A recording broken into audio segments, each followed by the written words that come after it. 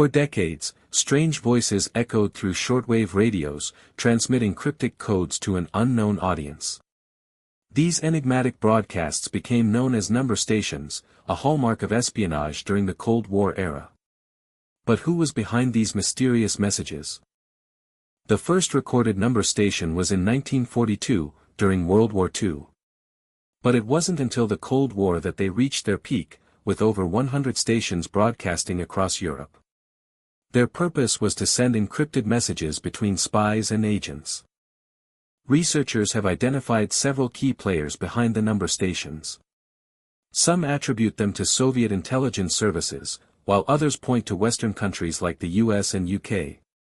One thing is certain, these stations played a significant role in the espionage game. Despite their importance, few have seen or heard number stations up close. Until now, that is.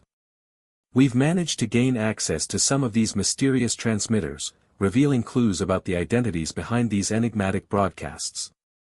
In the 1980s, a KGB-controlled number station broadcast from this very location in Moscow. The operator's task was to transmit cryptic messages to East European agents and spies using a unique cipher system.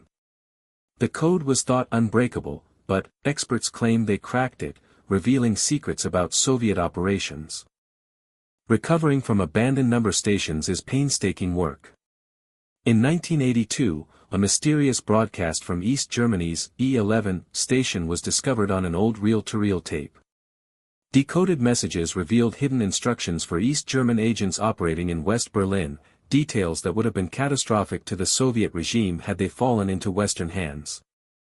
Former spy Alan Rudd, who worked with number stations during the Cold War, shared his experiences with us. The system was incredibly sophisticated, he recalls. We had cryptanalysts working around the clock to decipher messages, but even they couldn't break every code. He pauses thoughtfully before adding, I still wonder what secrets remain hidden. In the aftermath of the Cold War, some number stations were shut down or abandoned, leaving behind only static and whispers. Yet, many continue to broadcast, possibly as modern-day decoys for Western intelligence agencies. Others may remain active, carrying on a secret legacy from the shadows. The mystery persists. In the 1970s and 80s, number stations began to broadcast more frequently, often using a technique called frequency hopping to avoid detection. These broadcasts were usually brief, but contained crucial information for Soviet agents in the field. Researchers like Dr. Emma Taylor have spent years studying these archives, searching for clues. The most famous number station is probably the Lincolnshire Poacher, which used a unique melody to identify itself. Analysts have deciphered thousands of broadcasts from this station alone, revealing information about everything from Soviet troop movements to CIA covert operations. But what was the purpose behind these broadcasts? Researchers have developed new methods for analyzing number station broadcasts, using techniques like spectral analysis and machine learning algorithms. These tools have revealed hidden patterns within the broadcasts, which may hold the key to understanding their purpose. The evidence suggests that number stations were used to coordinate espionage operations across Eastern Europe.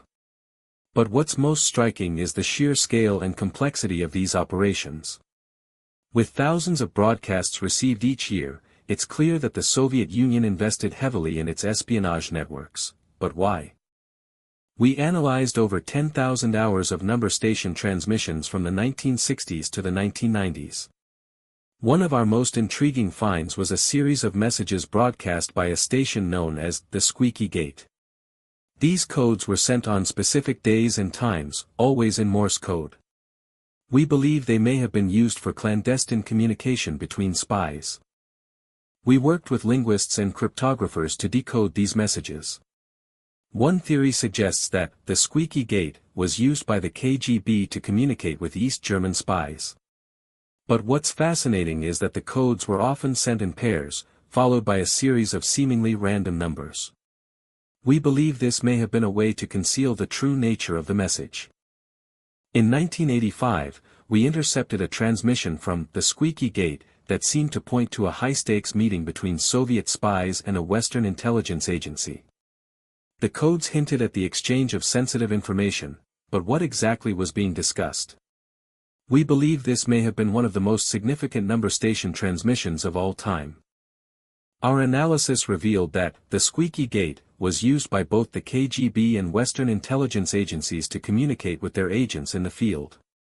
But what's most remarkable is that these messages were often encrypted using a complex system known as the one-time pad. This was considered unbreakable, until we discovered a hidden pattern, buried deep within the code. As we conclude our investigation into the world of number stations, one thing is clear: despite decades of research, many questions remain unanswered.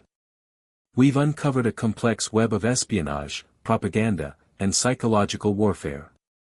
But what drove these enigmatic voices? Was it a desperate attempt to win the Cold War, or a means to an end in a battle for ideological supremacy?